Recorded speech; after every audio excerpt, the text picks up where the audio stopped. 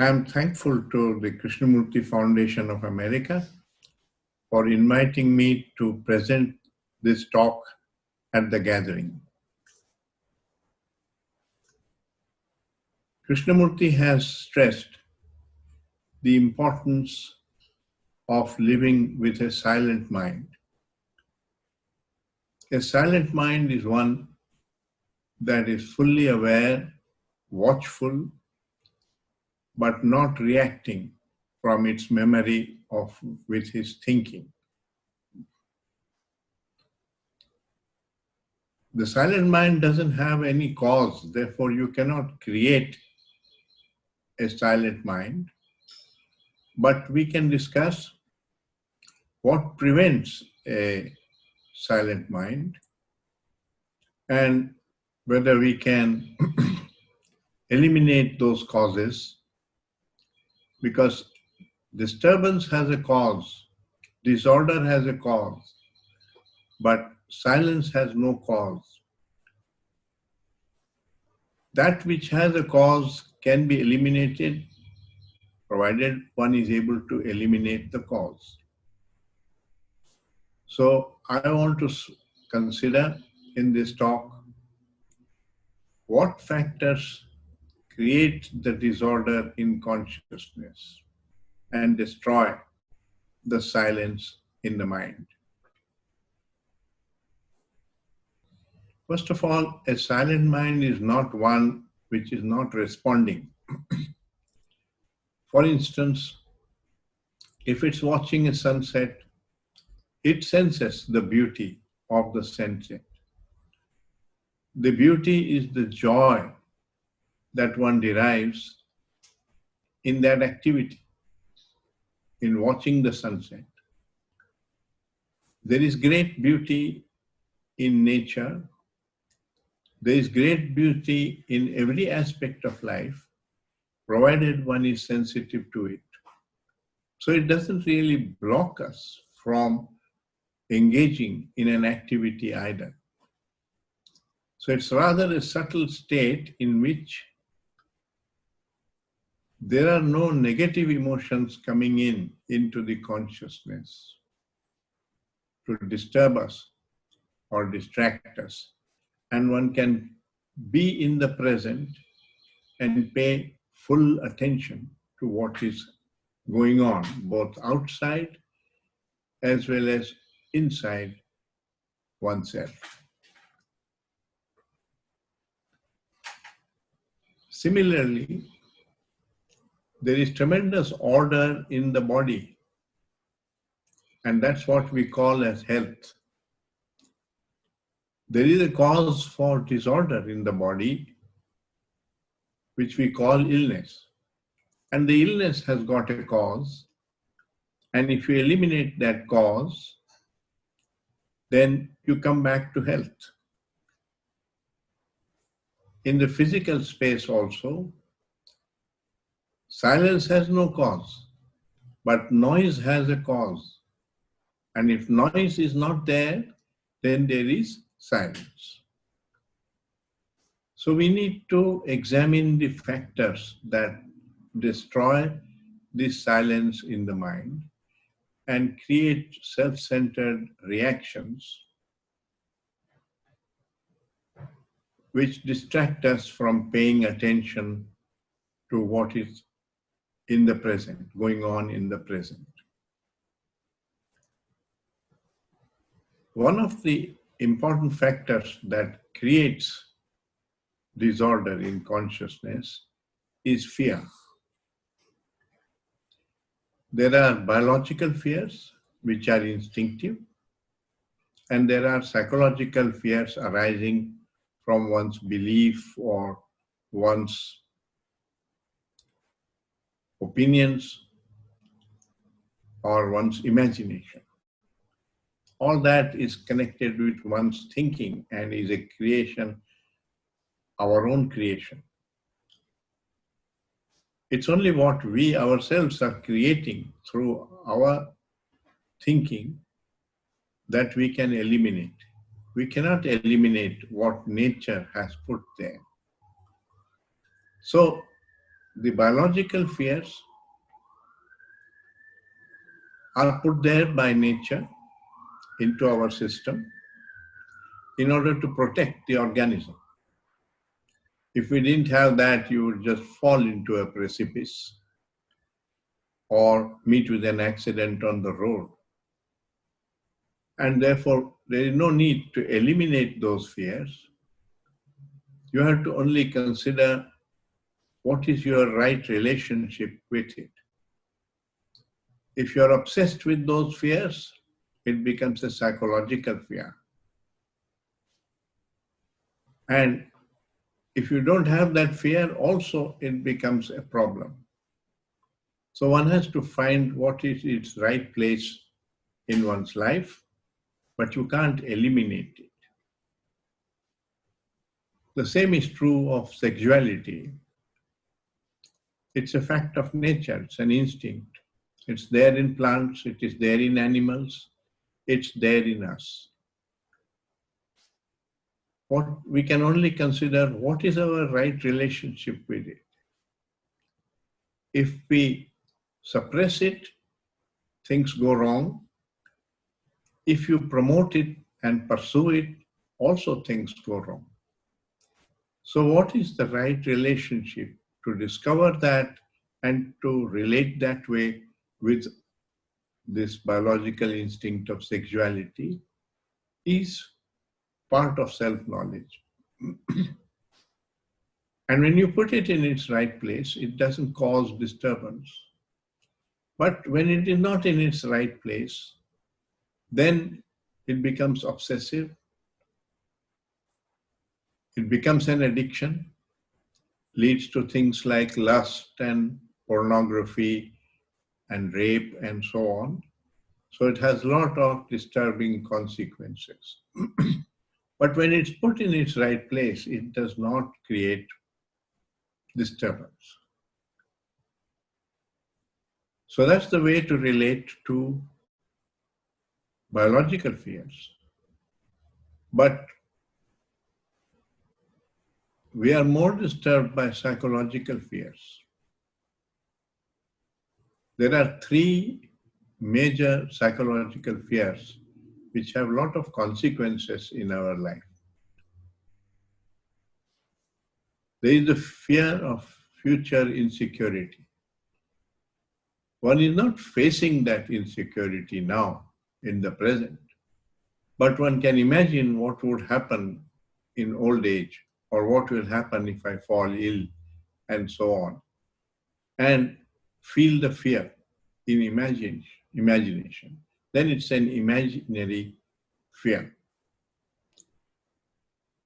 The fear of future insecurity makes a human being try to collect more and more wealth, more and more property, so that he can meet the needs of this future demand which may arise. The other major fear is one of loneliness. In order to overcome loneliness, a human being seeks static relationships, which means he is attached to the relationships which help him not to feel lonely or to cover up his loneliness. It may be attachment to the family, it may be to a friend, and where there is attachment, there is the fear of losing that attachment. So one is caught in this corridor of duality. Attachment and the opposite of attachment is fear of loss. And that becomes a big disturbing factor in one's mind. The third major fear is the fear of being nobody. One feels that if I am nobody, if I have no power, no status, then people will just walk over me. And that makes human beings seek power, position, prestige in society, reputation, and care for it, and so on. All these major drives are ways in which the mind tries to cope with fear. But that's not freedom from fear. It is a way of escaping from fear. So Krishnamurti talked about the need for freedom from fear. And he says, by watching how that fear arises, how it grows within our consciousness, and what are its consequences in our life, you can learn about that fear, and out of that learning, it may drop away. Then you are free from the fear, and you don't need the escapes. And the mind is no longer disturbed and all the time worried about how to escape. That doesn't mean that imagination is not necessary. There is no faculty in our consciousness which is not necessary. Every faculty has its right place. So you need imagination for planning a journey, for planning your life, for planning how to make a house, and so on. But once having planned, why does the mind keep on chewing on it obsessively, thinking again and again about it? That's a psychological part which creates disturbance in the mind and occupies the mind. So an occupied mind is not a silent mind because it's not in the present. Thought has this capacity of taking us away from the present, because I can be thinking about the past, something that happened in the past, or something that might happen in the future. And the mind gets occupied with both these, and therefore is often not present in the present. Which means one doesn't pay full attention to what is taking place in the present. And this is a major disturbance or distraction of the mind that is not silent. And that's why Krishnamurti insists that it is essential for us to discover the silent mind, because only the silent mind is capable of giving full attention. And unless you perceive something with full attention holistically, you don't really see what is. It includes a lot of one's own conditioning, and that colors one's perception, and therefore one does not come upon the truth. Another factor that disturbs the silent mind is pleasure. Now, pleasure is a very natural thing. You go for a walk, it gives you pleasure. You see a blooming tree, it gives you pleasure. You meet a friend, it gives you pleasure. You eat some food, gives you pleasure. So pleasure is part of living. And it is wrong to try to suppress pleasure. It's equally wrong to try to pursue it and cultivate it, because it leads to greater and greater demand and desires for more and more excitement and more pleasure, eventually leading to addictions and decline of health. So again, there is a right relationship with pleasure in life. If you approach life with desire for more pleasure, there are two possibilities. Either you will get your pleasure or you will not be able to get it. If you are not able to get it, it will create frustration. and that disturbs the mind. If you are able to get it, then temporarily you will feel a sense of satisfaction and fulfillment. But the energy which was coming in because of the desire will go away, and you will find a certain stagnation, which we call boredom. First, must examine what is boredom. Because boredom is something that also disturbs the silence in the mind. After all, there is nature out there. There is the newspaper. There are books. There are friends around you. There is child round the corner.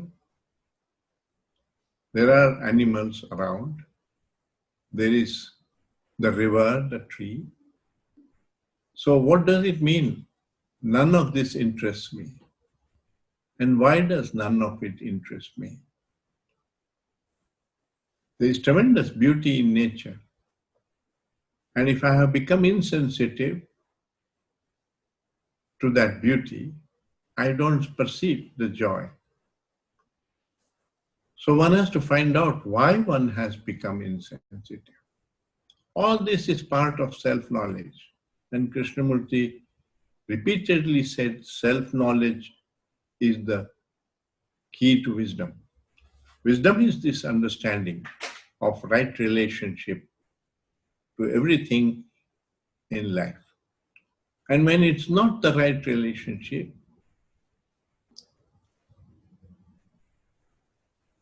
whether one is ignoring something or one is obsessed with something, in both cases, the silence of the mind is disturbed and it creates disorder. So self-knowledge is to find out what is our right relationship with everything. Not only pleasure, but also games. Let me take that as an example. When you play a game, let's say a game of tennis with your friend, there is the beauty of the game, which is the joy that is innately there in playing the game. But we give importance to winning the game and the pleasure of winning so that you get the reward or the name and fame and people admire you. All that is part of pleasure. That also feels like the joy, but it is not innate to the game. It's created by the mind, by measurement, by comparison. If one gives importance only to the joy of playing the game, you don't feel frustrated if you lose it. You feel happy that your friend plays so well. You want to play again with him more. You want to learn from him. And that's a completely different approach from the person who is giving a lot of importance to the result of the game and wants that he should win. One has to question that. Why do I have to win if the other person is a better player? Naturally, he will win. And even the right thing has happened, why should I feel disappointed and miserable? That's what sportsman spirit calls for. But that spirit is a state of being in which one is playing a game for the love of it, for the joy of it, not necessarily for winning it. That's true of every activity. When you give tremendous importance to the result or the achievement, it becomes an ego process. And when you don't do that, you do it just for the love of it, which we are also capable of doing, then none of the negative factors which come in because of the ego are there. Going back to the example of the game, if you play it egoistically, seeking name and fame and reward and victory, then it produces frustration if you don't get the desired result. If your opponent falls and gets hurt, inwardly you feel a joy that now you will win. And if you cheat and the umpire doesn't notice it, you feel happy because you win. You will win the point. All these negative emotions come into it when you approach it egoistically. None of them come into the game if you don't approach it egoistically and don't give importance to the result. Demand excellence of yourself because that's the right thing to do in whatever one is doing. So one can play a game egoistically or play the same game with the same rules non-egoistically. When you play non-egoistically, you are paying for the love of the game. When you play it egoistically, you are playing to seek the pleasure of victory. Therefore, the ego is not pre-existing fact in nature. It is something that is created by one's own approach. And by studying this and learning about this, by allowing the ego to operate in one's life, but watching it, when you realize that the consequences of it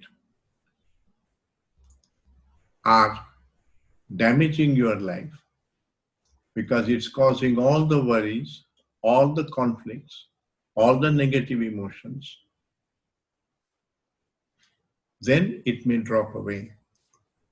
Because nature has put an intelligence into our system, which is not the intelligence of our thought. It's the intelligence that prevents you from courting danger. But when you're not aware of the danger of approaching life egoistically or with desire and ambition, then it seems as if it is profitable. It's advantageous. And that becomes an illusion. The mind thinks that acting out of self-interest is in its self-interest. That may be an illusion. Acting out of self-interest may be this single cause of all the negative emotions in our life which spoil all our relationships and prevent the silent mind. There is no ego in nature. It is simply a construct of our own thinking, our own approach.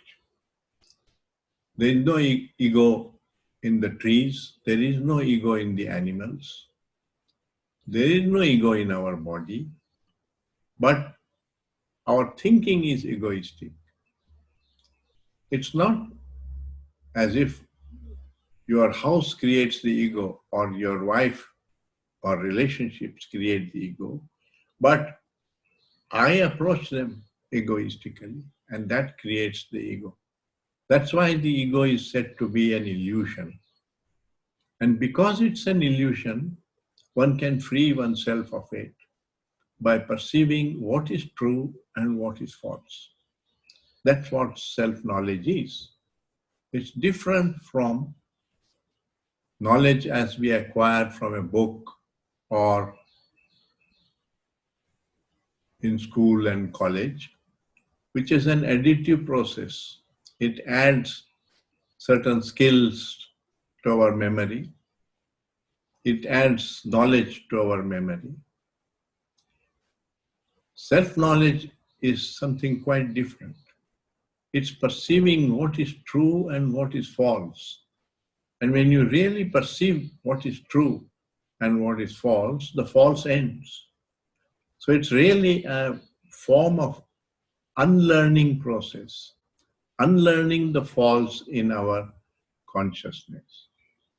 A lot of disorder arises psychologically because of such illusions. And that is why self-knowledge is necessary for a human being. A dog doesn't need self-knowledge. His instincts do put a certain amount of violence in the animal, but that violence is also limited by nature. In the case of a human being, the instincts have become tendencies. One can enhance them, those feelings, or one can decimate it through learning. That's a choice. We have been given a certain choice. When you don't exercise that learning, then you often end up misusing power. Knowledge is a form of power. Money is also a form of power.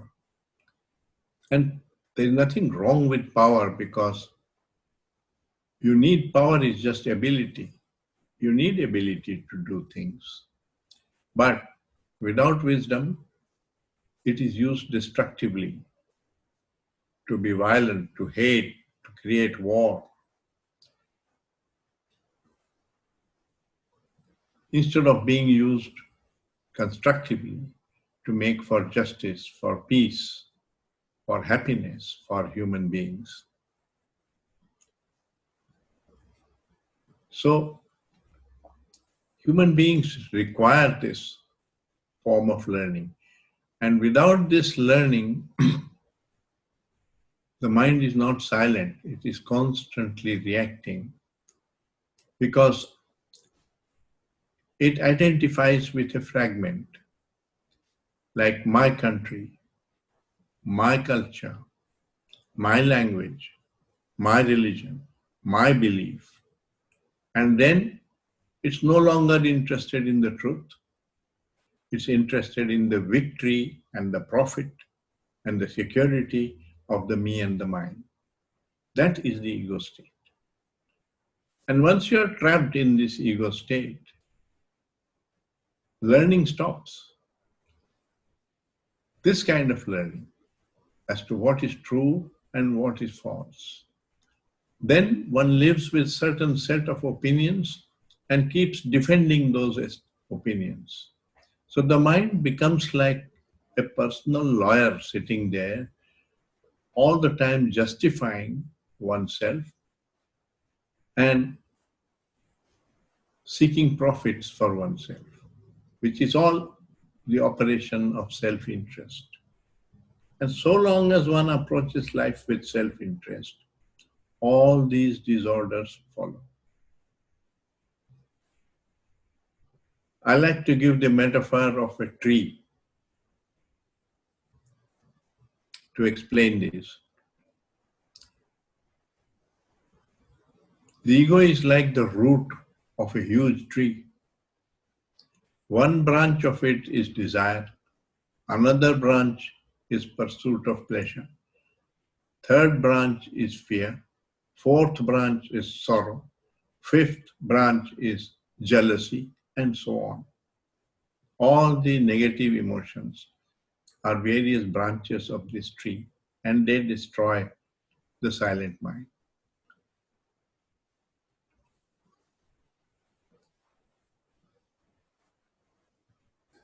One of those branches manifests in our consciousness at any given time, because one is either experiencing fear or sorrow or frustration or boredom. Any one of the negative emotions is what occupies the mind at a particular time. But it's also an opportunity for us to learn about ourselves. That branch is connected to the root. And so if you trace that branch, you're not interested only in cutting down that one particular branch of the tree, then you can trace it down to the root and uproot the whole tree. That is the process of self-knowledge. For that, one has to live with questions. One has to have a learning mind which explores life, looks upon life as a mystery to be understood, not as a series of problems to be solved. That kind of approach, that life itself is a series of problems to be solved, and therefore intelligence is the ability to solve these problems, is what is commonplace in our society and in our life. And Krishnamurti is saying that's not the way to live. You are accepting life to be a series of problems. It is not so. Life is a mystery to be learned. And you can learn through passive awareness. You think you can discipline yourself. You think you can become something other than what you are. And you make a lot of effort to achieve that. Instead, if you just be what you are, but watch and with a learning mind and learn about yourself, the change comes as a byproduct of learning, as a byproduct of wisdom. It doesn't come out of your effort to become. This is a deep realization. One doesn't have to accept this. You can test it in your own life, whether you can change yourself through decision. Take a simple thing like worry. It creates a lot of disturbance in our life. Say to yourself, you won't worry from tomorrow. Decide not to worry from tomorrow and see whether your decision works. You can't decide to love. You can't decide to be peaceful. You can't decide not to feel bored. And yet all these things can be had. So the greatest things in life don't come from decision, but they can be had. They are a byproduct of learning about oneself. And in order to learn about oneself or one's consciousness, one must watch the consciousness like a phenomenon without saying, this is good, this is bad, this should be promoted, that should not be promoted. All those opinions, don't bring them in. Don't evaluate, don't measure. Just watch to learn about it, like a scientist watches a phenomenon in order to learn about it. The learning mind is different from the achieving mind. The achieving mind is egoistic. The learning mind is not egoistic. The desire to understand is not egoistic. The desire to become is egoistic. So instead of becoming, can we live with being and learn about being and not be concerned about change? Let change happen. Real change does not happen because of our effort. Real change happens as a byproduct of learning about life, about oneself. And this learning about oneself is not an egoistic activity. You can't observe the consciousness of the other human being. You can only observe what is going on in your own consciousness. But what you learn by watching your own consciousness gives you an understanding of the entire human consciousness, of all human beings, because that consciousness operates exactly the same way in every human being. Just as the laws which scientists discover in their laboratory apply throughout the universe. In the same way, the truths about your own consciousness informs you about human consciousness. It's not just your own consciousness. And that learning we have ignored to a large extent in education. And that's why Krishnamurti wanted to change education. He said temples and churches and mosques are not religious places because there is no learning taking place there. He once told me, a place is religious when the mind there is religious. Not because some great sage or saint in the past lived there, but the mind there today is religious. Religious meaning in quest of truth, in quest of this learning, self-knowledge. It must attract the true pilgrim, which means a human being who is in quest for truth must feel that he has a better chance of discovering it if he comes there.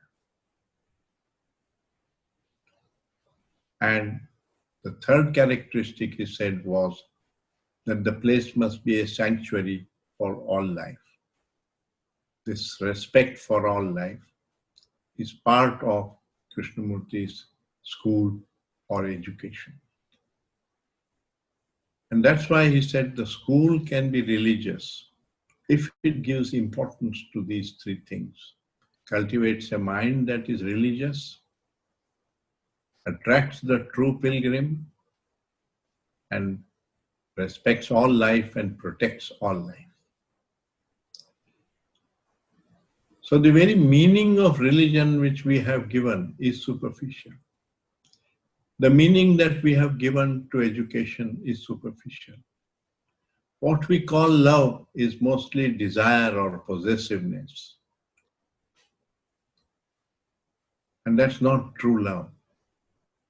So all that, these superficial meanings of these words create illusion in the mind. And from that illusion, we take decisions. And therefore, we are not living in the real world, but we are living in an imaginary world of our own thoughts. And that is the cause of all the difficulties that arise in our life. So he said, we are entirely responsible for our own life, nobody else.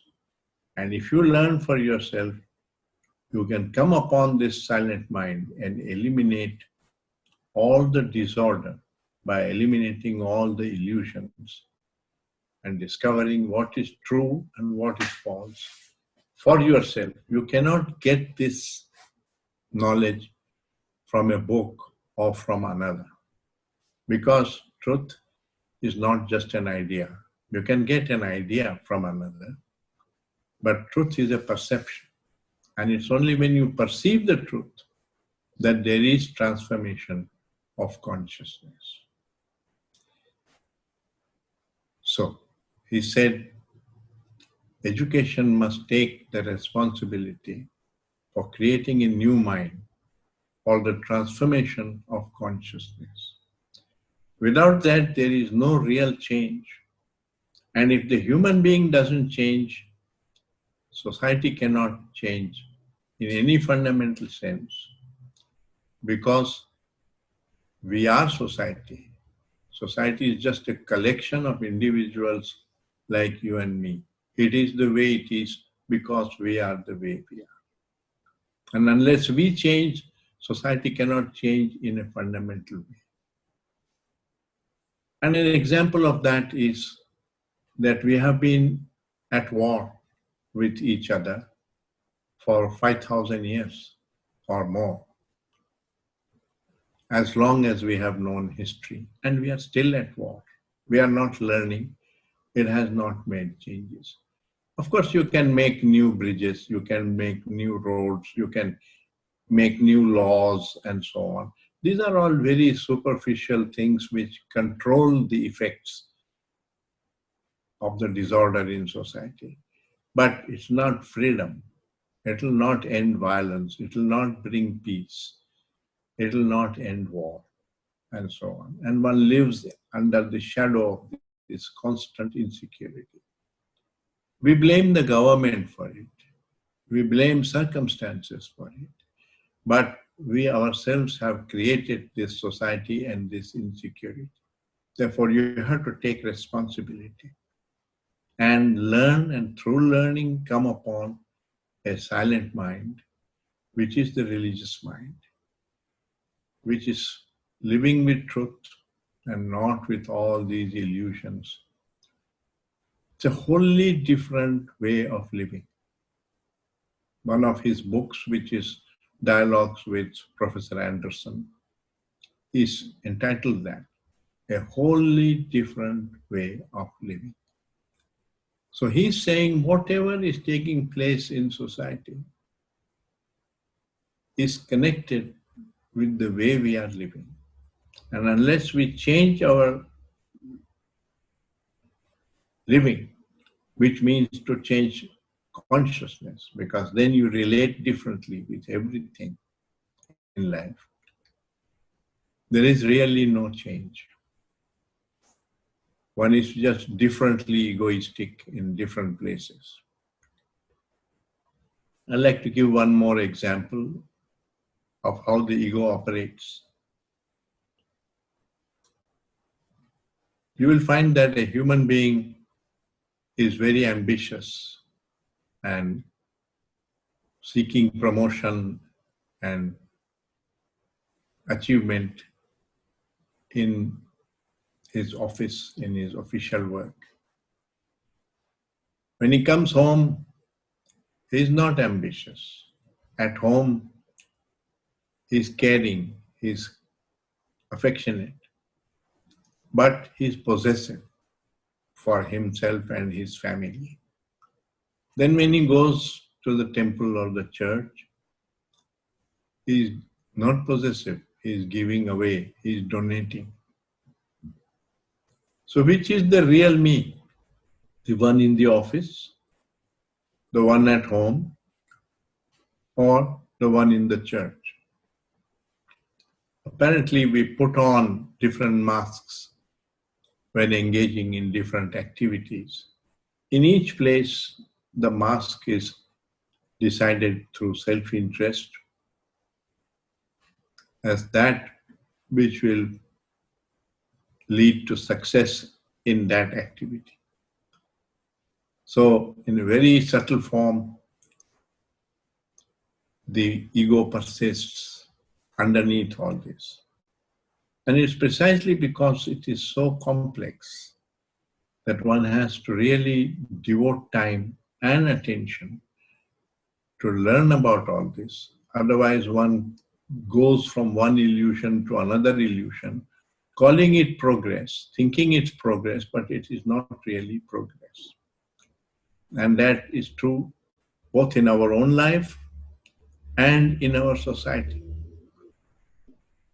Have we really progressed in society just because we have faster aeroplanes, better computers, better cars, and better roads, and so on? It was Ogden Nash who said humorously, progress was all right once, but it went on too long. And indeed, that's what the ecologists are telling us. They are saying that this desire for more and more progress has caused all the ecological catastrophes which we are facing, and which is taking us towards annihilation, towards disaster, major disasters. But we are not willing to change our lifestyle. Krishnaji pointed this out right in the 1920s and 30s, that what is needed is transformation of consciousness, which means a wholly different way of approaching life. And the prerequisite for that is to come upon a silent mind, because without that silence, you are really not perceiving the truth, and therefore you're really not learning. Thank you. I think I'll end it here. And if we have another session where question and answer is permitted, I would be glad to participate in that.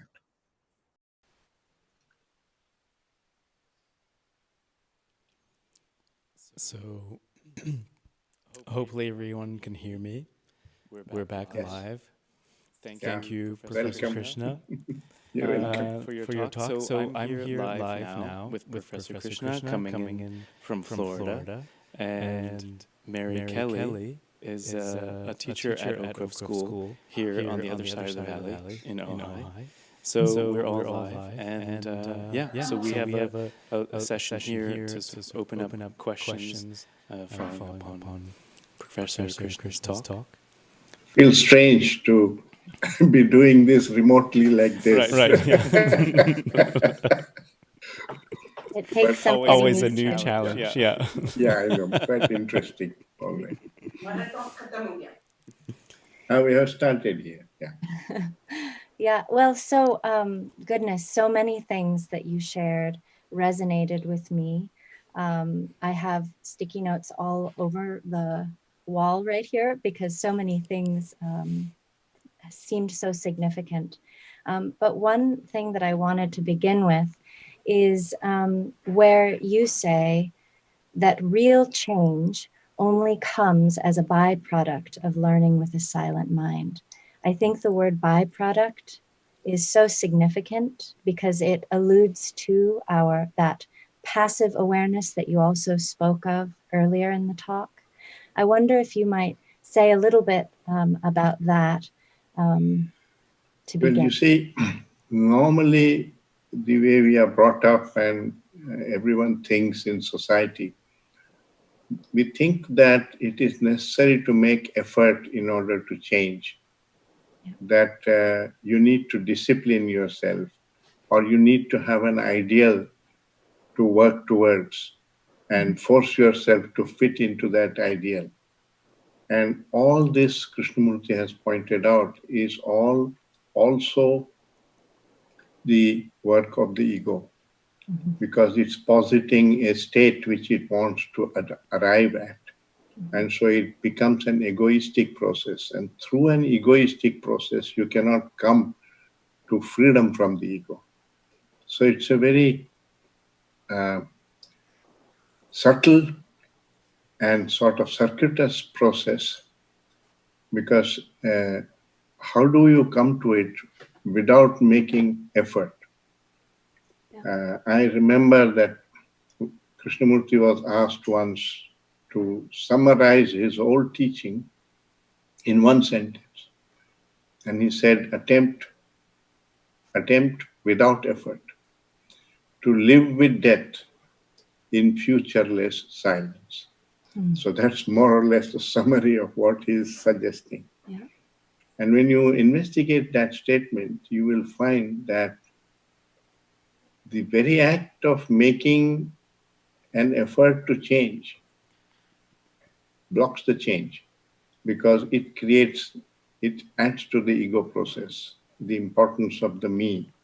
It adds to that. So the only way not to do this is not to try to change, but only to understand the mystery of life.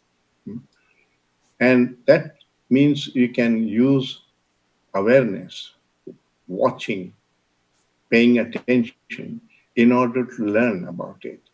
And that learning in itself changes what is. That's his teaching, because it brings in a certain wisdom. And that wisdom brings about an actual change in the consciousness, not a control or a put on or a discipline, which is a kind of conflict within oneself. So that's how I understand him. Yeah. What also came to mind, or what also was quite poignant for me, was the metaphor that you made of the tree that is rooted in ego, the branches of which are all of the psychological problems like fear and desire and pleasure. And it actually brought to mind something that my students, my 5th graders, do every Friday. They go out into nature for a half hour and they sit with a tree. And a lot of the time, what is discovered is, of course, first the beauty of nature, because the Oak Grove campus is so beautiful and peaceful. The birds are chirping. It's often very sunny, sometimes cold. But then what does seem to occur is that pursuit of pleasure, which you spoke of earlier, to have more of it, or to continue to experience the joy of it, then eventually, when that's not met, is met with boredom. And the children, like all human beings, are faced with this metaphorical tree, I think. And it's that tree, the tree that's rooted in ego, that we find so difficult to look upon and to stay with. And I, again, wondered if you might say a little bit more about that, because it's that subtle invitation to observe and to continue, well, not quite in time, but to stay with what is seen, even if what is seen is not beautiful or unpleasant. Actually, we are all born as children, and children are naturally in that state. They are very interested in everything around them and looking to it. It is the adult who says, this is a waste of time, don't do this, do that, and that is more important, and so on. So we educate them into approaching life with a sense of achievement, and you reward that approach. And that becomes a very deep-rooted habit as we grow older. So that is why, that's one of the major reasons why we find it so difficult to do what Krishnaji is asking us to do, because you're wanting to uproot that habit. And that habit is a much stronger addiction than even addiction to alcohol or drugs or anything like that, because it's an addiction to the me and the mind. Yeah. And all the time approaching life with the idea of becoming something or achieving something, and not just being. So I think that's why he wanted to change education. Yes. He wanted, not that we have been able to do it, because there are so many limitations within which we operate. But that is the aim of the Krishnamurti education, to keep this state of wonder, of being in the present and not all the time trying to become something, and to respect the child as he is, rather than try to force him to become something. Yes. But so in a way, we spoil our children and make them like us. Yeah. We think we are very smart, and maybe that's an illusion. Yeah. Well, what that also brings to mind then is Krishnamurti often mentions, and you did also, this idea of responsibility, total responsibility, that of the learner who is faced with their conditioning. What is our responsibility then? It seems to me that the responsibility is to continue to see what we are from moment to moment as it unfolds, to give our full attention. And the statement toward the end of your talk that said something to the effect of take responsibility and learn to come upon the silent mind was very powerful. Without that, one is not a happy human being.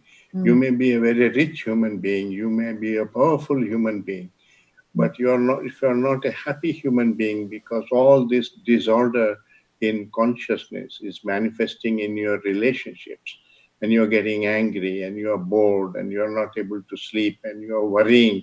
It doesn't make much difference whether you're worrying in a small hostel room or you're worrying in a palace. We make a lot of effort to go from that small student room to the palace. But ultimately, it's the mind that determines the quality of your life. And that doesn't change like this by acquiring wealth and so on. So wealth, property, intellectual property, which is knowledge, none of it really transforms consciousness. So the very fact that the education as well as society is all the time promoting this, and the whole concept of success, material success in life, which Krishnamurti, by the way, said it's mediocrity, because who is the successful man? The one who climbs every ladder that has been put in front of him. And that means he never questioned anything. And that's why he's mediocre. So, but we don't think so. We think that the successful man is smart, is not mediocre. And it's this dull child like Krishnamurti who is mediocre. Yeah. His life itself is an example of that. I mean, we have often talked about this in our schools, whether if Krishnamurti was a candidate for admission, whether we would have admitted him in the school. Because he would have failed every test. Yeah. Well, it's a big paradoxical. So I think it's interesting just to add, because in listening to your talk, one thing you mentioned, and maybe it would be interesting to unpack a bit, is this sense that self-knowledge, which you brought up in many different ways. You mentioned that self-knowledge is actually a process of unlearning, which is not the way that we. So when we typically think about looking and learning about ourselves, typically learning about something is an accumulative process. Yeah. I pick up information, I keep that, and I move forward with what I've taken. And so maybe if we could just like zoom in and say more about that, I think it's a really interesting point. Yes, certainly. I just made the point that property and knowledge don't transform consciousness. And ultimately, it's the state of our consciousness that determines the quality of our life, which is also the quality of our mind. So, Krishnamurti took it quite far, this thing. He said, whatever you may have concluded today from your inquiry, don't keep that in memory and hold on to it as knowledge. Don't accumulate even that, your own perceptions and your opinions of today, because they will come in the way of perceiving tomorrow. So you have to die every day to whatever you have sensed on that in that day and approach the next day afresh. So it's like you approach every question afresh. And you see this in his life, that he is being asked the same questions again and again about desire, about fear, about pleasure, and so on. And every time he reinvestigates it as if for the first time. He's not telling you from his memory of yesterday's discussion. So that he made a very important point of it.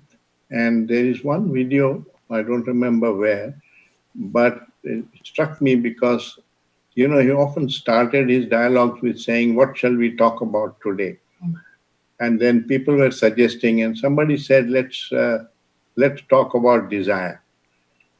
And another man said, no, sir, we talked about that last week. So Krishnamurti said, just a minute, sir. Why shouldn't we talk about desire? Are you free of desire? So if you're not free, you have to investigate it all over again. It's not a question that we investigated last week. And so it's not like you've done that theorem 3 and now we go to theorem 4. There is no need to go back to theorem 3. It's not like that. You start from 0 all over again. So this ability to see and penetrate is the awakening of intelligence, which is different from the accumulation. Actually, even in science and mathematics and so on, we value that ability, that a person can have a new problem and he can approach it and solve it by thinking out for himself. So he has acquired a certain learning ability. So Krishnamurti said that kind of learning mind is the religious mind. Not the believing mind, not the knowing mind. Not also the mind that has perfected itself in outwardly in some way, in action and so on. No. This mind, which is looking at what is with a learning mind. So it's very important to have this learning mind, and that is the religious mind. It is living with questions and not with conclusions, and it is not interested in propagating its own ideas. It is interested in investigating. You must have noticed that almost in every video, he makes it a point to say, don't accept what I say, investigate. He kept on saying that, investigate. Because ultimately, you cannot come to perception through ideation or analysis. Perception has to be your own. Perception is seeing. It's not knowing. And the knowing blocks when you think that knowing is enough. So not that there is anything wrong with knowing, but don't become content with knowing. It should not kill the inquiry, neither in science nor in this field of self-knowledge or religion. Yeah, and you also spoke earlier of quite a bit about fear, both the biological fears and psychological fears. And I think at this present moment in our lives, I think fear is that much more palpable in a way with all of the uncertainty that's going on. And I'm often asking myself, what kind of learning am I engaging in right now? Is it the kind of learning that gives me a false sense of security that I know what is going to happen? Or is it the kind of unlearning, the kind that sees the falseness and is then free of it? And obviously that's not something that you really answer yes or no to so much as that question that keeps arising. So I wonder if you just might speak about freedom from fear, the need for it with a learning mind, or if a learning mind can even exist where there is fear. I think we fool ourselves into thinking we're learning, but when there's fear, it seems that that kind of learning is a very limited and problem. You learn about fear by watching it. So it's not that fear should not be there, but if the fear comes or jealousy comes or anger comes, it's also an opportunity to learn about it. Yeah. From where does it start? How does it grow? What does it do to your relationships and your life? And how does it end? The whole thing. Not try to change it or suppress it. Yeah. The thing is, I talked about that metaphor of the tree, and at one of those disorders manifests in our consciousness. Now, if you are interested in just getting rid of the pain of it, then you will not be able to learn about it. So, if you're experiencing fear, if you escape from fear, you can't come to freedom from fear. So, you have to watch the fear, stay with it, not avoid it, not suppress it, not just find the external causes whereby you can get rid of it, but look at the inner causation within you that disturbs the mind. That's the inner learning, or the learning about oneself, which is self-knowledge. And it's that which can bring any significant change inside us. Right. The rest of it is only coping with the problem. It is not solving the problem. And the illusion is sometimes that the escape is getting rid of it, but in fact, and that's what thought does. Thought gives us... Yeah, because these questions are normally not raised in our education. So we have not really given that much attention to it, or we have started giving attention to it quite late in life, when already many habits have set in, and so it becomes more difficult. I remember Krishnamurti in Rajghat saying that you can't do much with those grown-up children. They are already strongly conditioned, and you will find it very difficult to uncondition them. But you work with the small children. He felt there was greater hope, in inverted commas, hope of working with the young children right from the beginning and create a new mind or a new culture through understanding. But the older ones are more difficult, and that we are the older ones. I mean, that's the reason we are finding it so difficult to to understand Krishnamurti deeply. I mean, intellectually, it's not difficult to understand Krishnamurti nor explain what he's saying and all that. But to actually live that in your life, you have to have the wisdom which he had. So how do you come upon the wisdom? Which is why he said, don't follow anybody. Go for the wisdom. I mean, go for the truth. The truths that the Buddha saw, you have to see also for yourself. Otherwise, you don't have the truth. I remember a dialogue, most probably you must have also seen that video. He's talking to students in Brockwood.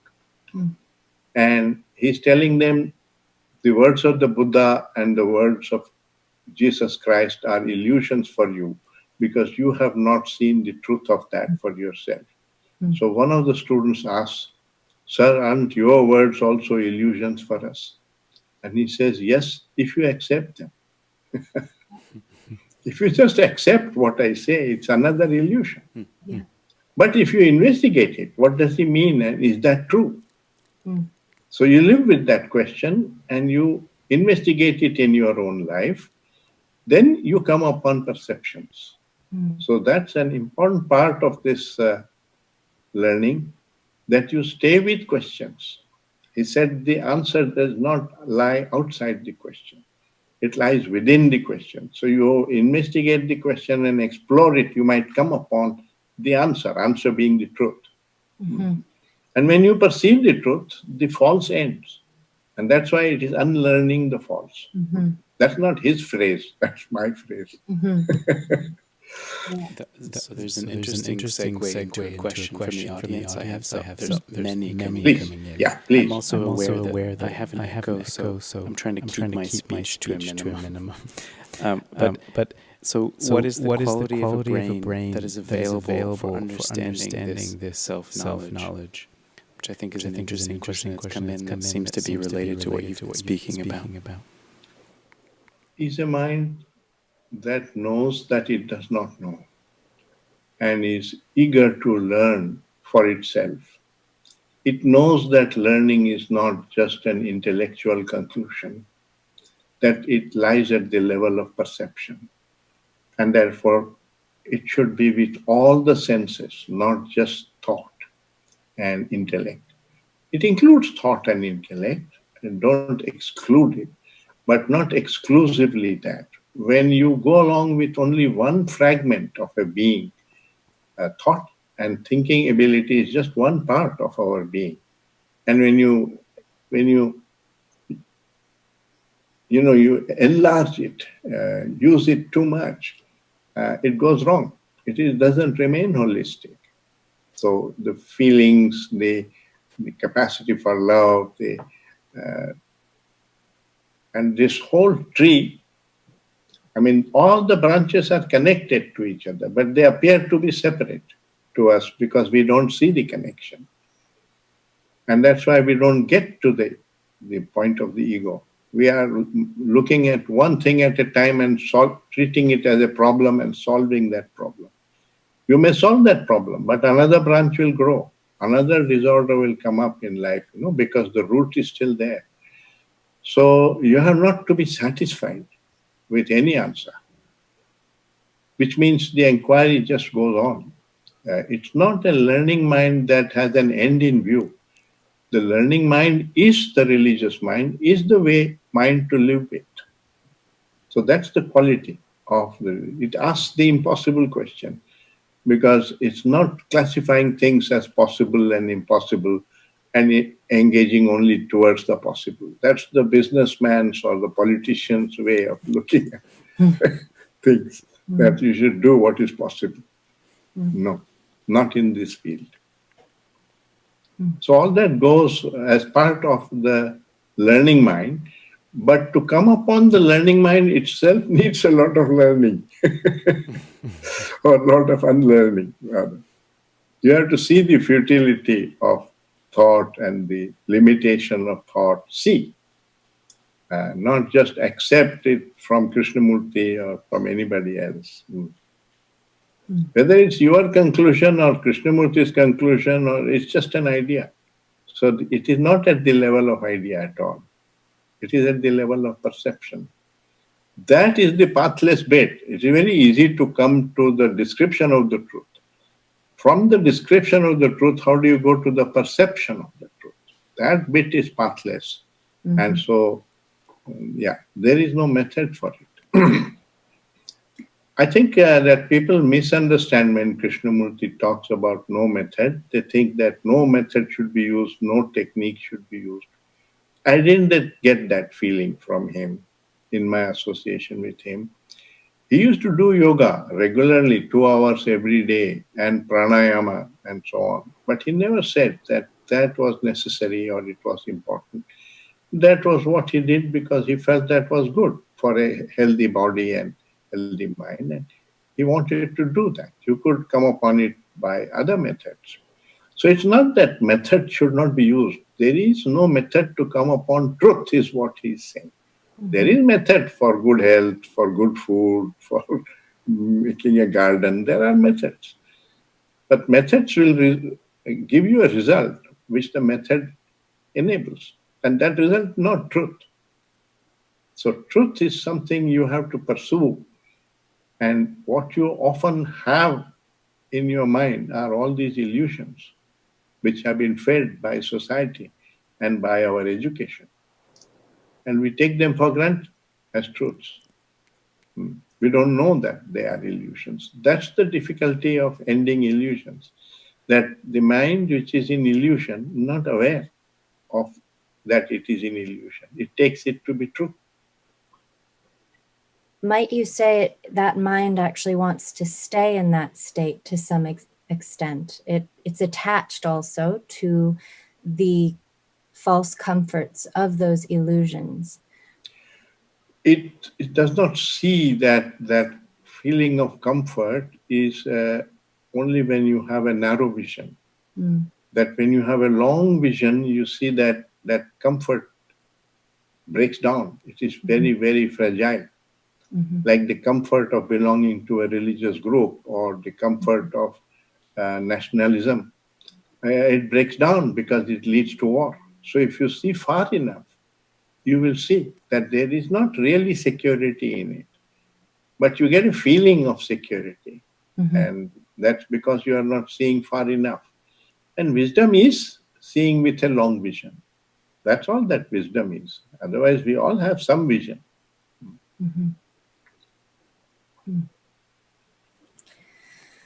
You also spoke, I think it was toward the beginning of your talk, and it seems similar to what you're describing now, that the silent mind is not something that can be achieved, of course. It's, again, and yet the noise does have a cause, the noise which prevents the silent mind.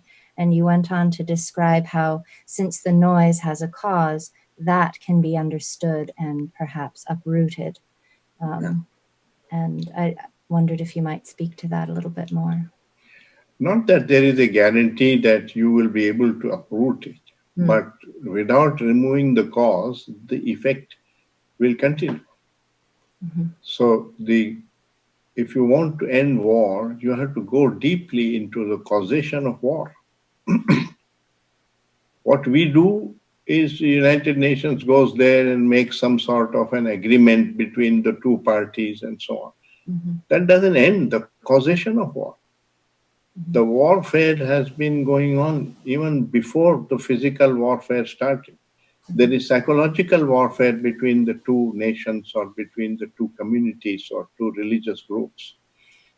They don't feel one with each other. So unless you examine that as to why do they feel separate from each other, why each one is so attached to its own group and detests the other group, where does that hatred come from? The war will manifest again. And that's precisely what we see in the Middle East. If you look at what the fight between the Arabs and the Jews, Israel and surrounding countries, what progress have we made? We are still at square one, the same as in 1948, and the same way in Kashmir. There's a problem between Pakistan and India. It cannot be solved through just agreement. It's a deep psychological divide, which is the creation of human thought. And if you don't solve that, it'll continue. There is a very interesting question and answer. Krishnaji was giving a talk in Bombay in 1948 when Gandhi was murdered. And somebody at the end of the talk asked a question. Sir, who was responsible for the murder of Gandhi? And he said, each one of you who is divided from his fellow man on the basis of religion, on the basis of caste, on the basis of nationality, on the basis of language, is responsible for that murder. Now, if you investigate that, what does that mean? The law says that the man who shot him was responsible and he was hanged. The conspirators were hanged. But what created that man?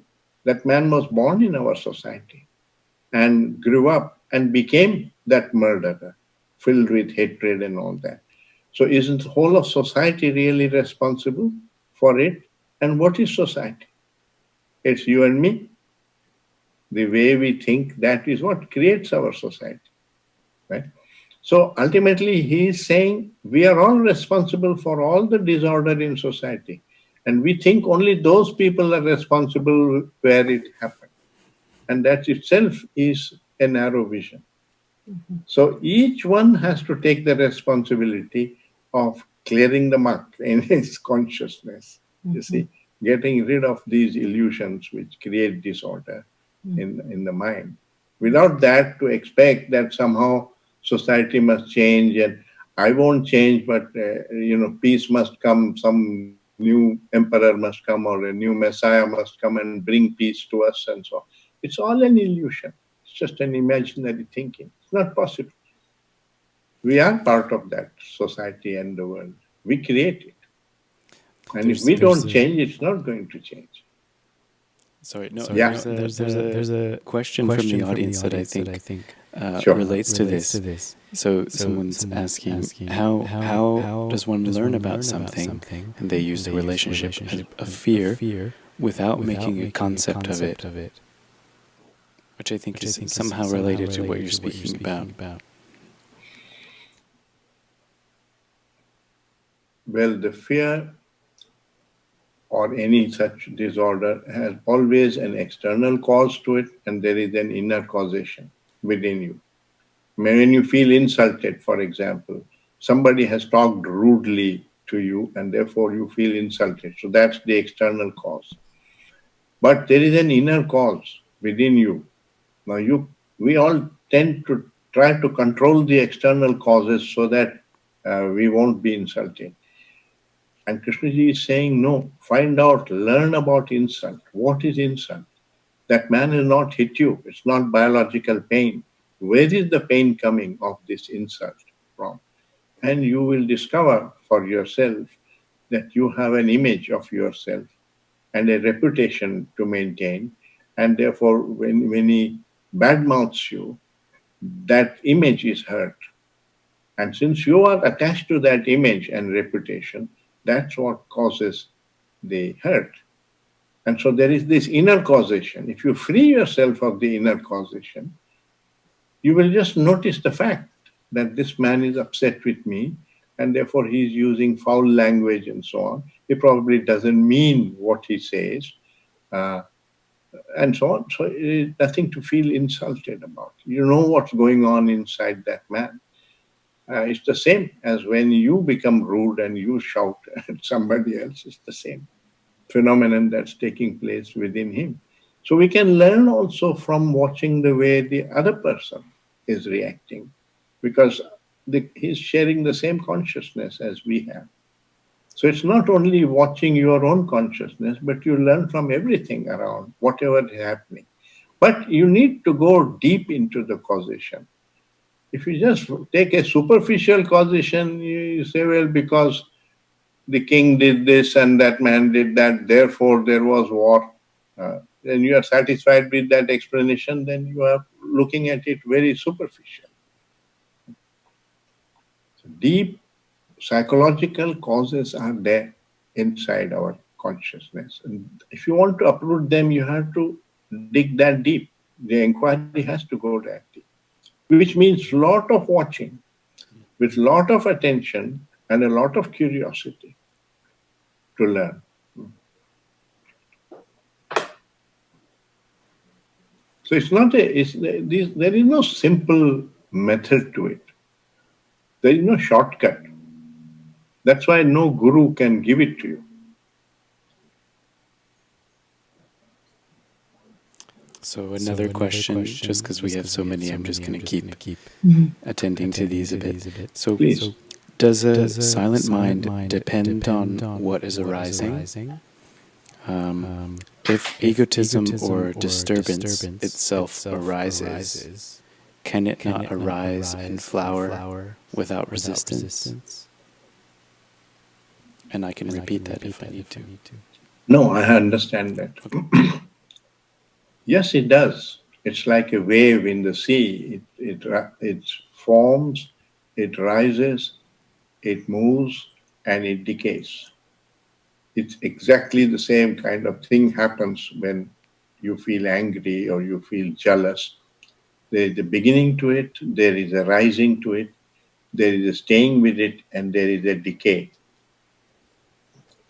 If you don't justify and you don't explain it away and you don't escape, you can watch this whole process and learn about it as a phenomenon of human consciousness. You can't watch another man's consciousness, but you can watch your own consciousness. But it's not a self-centered phenomenon. When you learn by watching your own consciousness, you are learning about human consciousness. You understand whole of humanity if you understand yourself. Because the other man's consciousness is not really different from your consciousness, which means the same causes produce the same effects. Not necessarily to the same extent. We are all a little different from each other, but basically we stand on the same ground.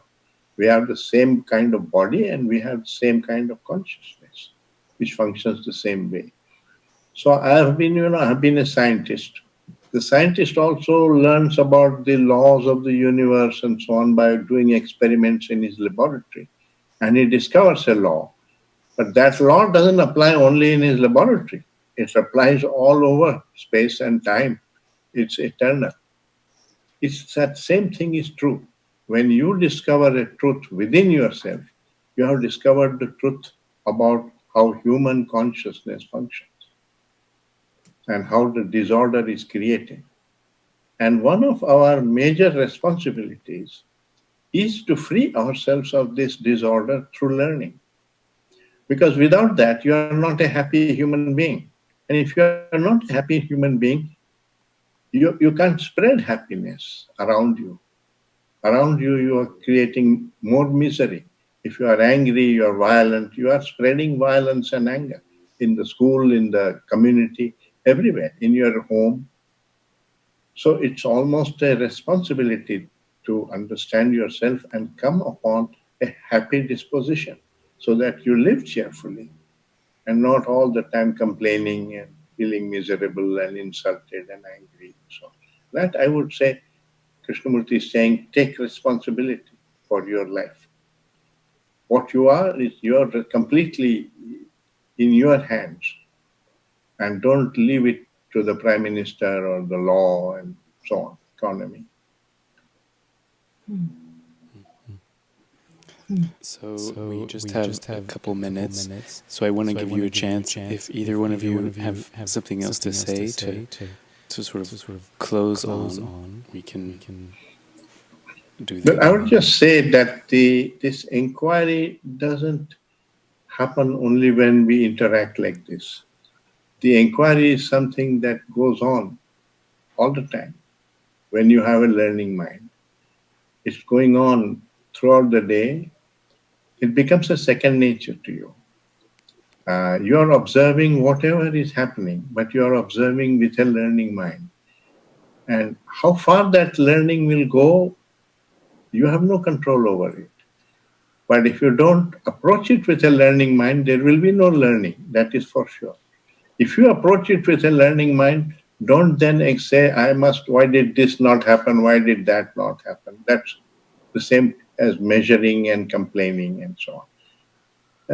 Wherever that takes you, no destination. Don't fix a destination. No ideal to be achieved. That's the right kind of mind to live with. That's how I understand it.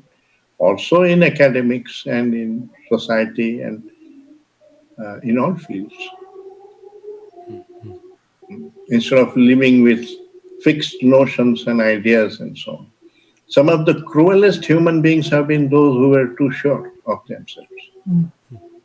Hitler, Alexander, Mussolini. There's do we have time for a small anecdote? We have about 1 minute. Yes, 1 minute is enough. So Alexander went to Diogenes, and Diogenes asked him, what are you going to do? So he said, I'm going to attack Iran and win. So then he said, what will you do after that? So he said, then I will attack